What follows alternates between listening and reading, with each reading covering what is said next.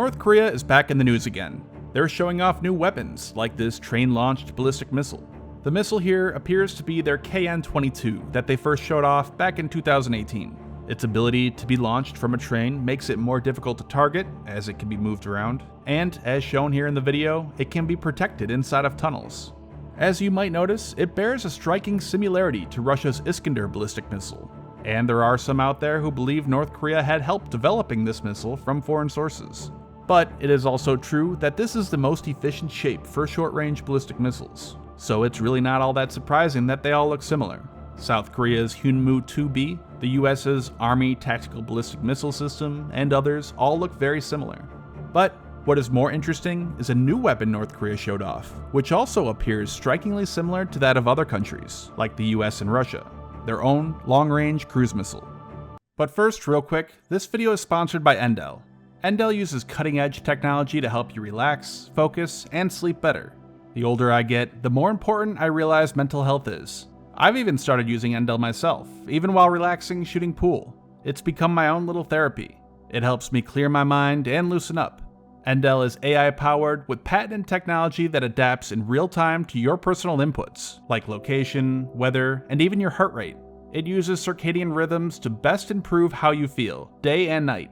And brainwave studies have shown Endel provides the fastest and most consistent focus versus simple playlists. It can create personalized sounds that can help you boost your productivity, reduce stress, and soothing you into a deep sleep at night.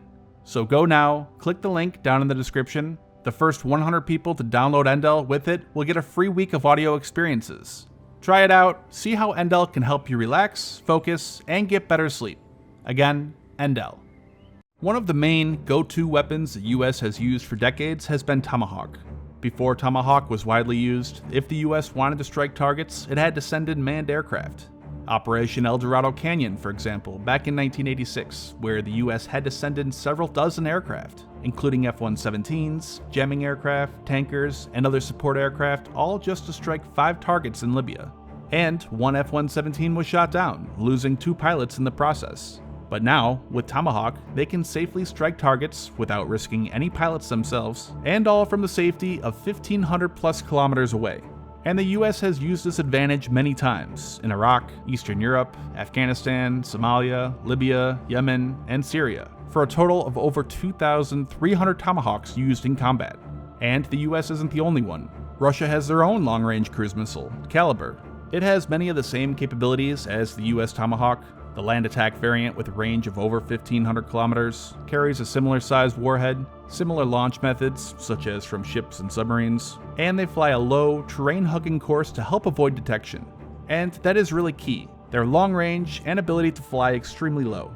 Range is important, as mentioned earlier, it allows them to be launched from a safe distance and strike targets extremely far away, but the low altitude they fly at makes them just so much more difficult to defend against. And cruise missiles are relatively inexpensive and easier to use.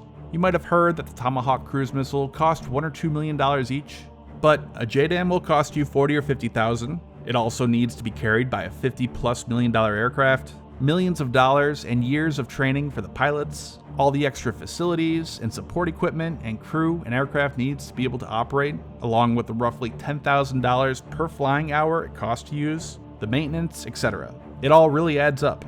Cruise missiles really are an incredibly capable and useful weapon, which is why so many countries are now building their own long-range, subsonic cruise missiles, like China with their CJ-10, India with their Nurpay, Iran has developed a few, so has South Korea, and now North Korea.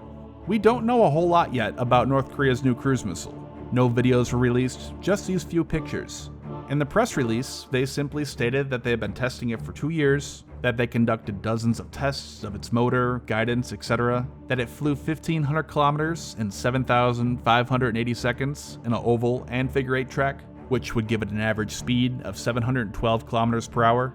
They said that it successfully hit its target, that their newly developed turbofan engine worked perfectly, and then a bunch of other typical statements praising the people, the party, its leadership, Kim Jong-un, etc. One interesting thing in the statement, though, was that they called it a strategic weapon. Now, for most of the world, that would imply that it has a nuclear warhead. It's possible that they are using that term differently, or that this is their ultimate goal. A nuclear warhead that can fit in such a small missile, though, is an extremely difficult thing to construct. From what we know, they cannot build them that small yet. However, maybe that's what they're working toward, and that would be a major advantage for them. In the event of a war, launching several of these, having them fly low and remain undetected, which again is the real advantage of cruise missiles, they could sneak right up without notice and destroy large military bases, ports that the US or South Korea is using to transport troops, weapons, and supplies for the war, or even cities.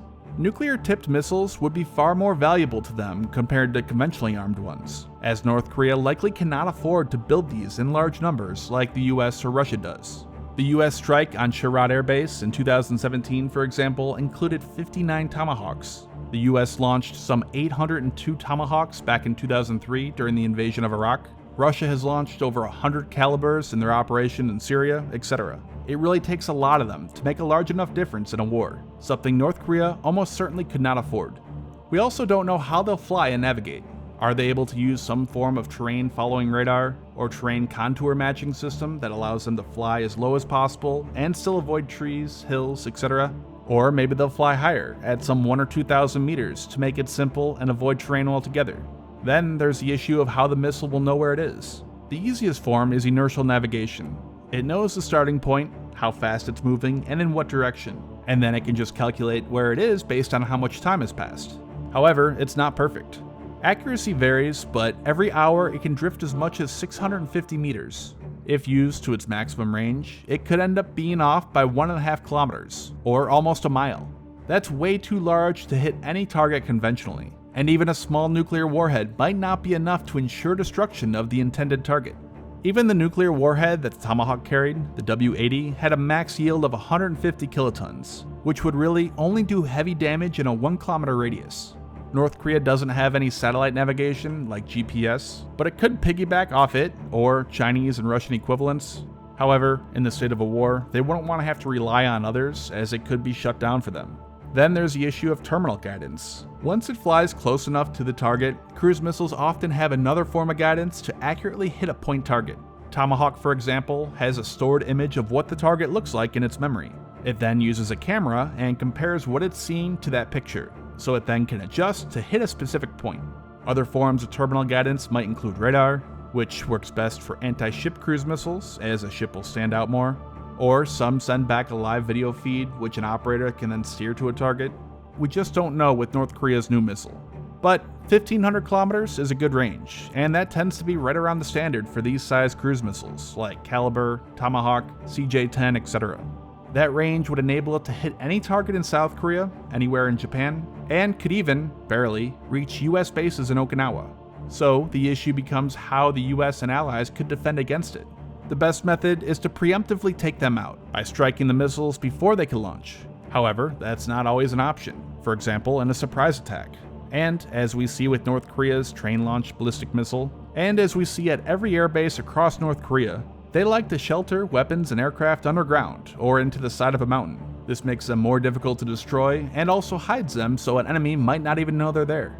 North Korea has hundreds and hundreds of underground shelters, and any one of them could hold these or other missiles. The other option is to shoot them down.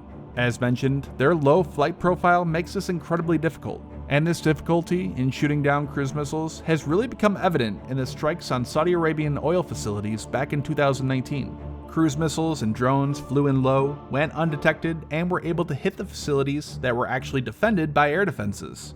It highlights the need for newer and more capable defenses to stop this in the future, as cruise missiles are becoming more and more widespread. Naval ships have been under threat from low-flying cruise missiles for decades, so the US has built up numerous defenses against them, with things like Phalanx, Sea Sparrow, the Evolved Sea Sparrow, and more. However, on land, really the only air defense the US has is man-pad systems like Stinger, and long-range Patriot, which is more designed to shoot down ballistic missiles and aircraft, which leaves a gap in between the two. So, as this proliferation of cruise missiles continues, we will likely see the US invest in new systems to try to defend against them, like Russia has already done with things like Tor and Pantsir. But, for now, while we don't know much about North Korea's new cruise missile, it does present a new and real threat to the US in the event of a war.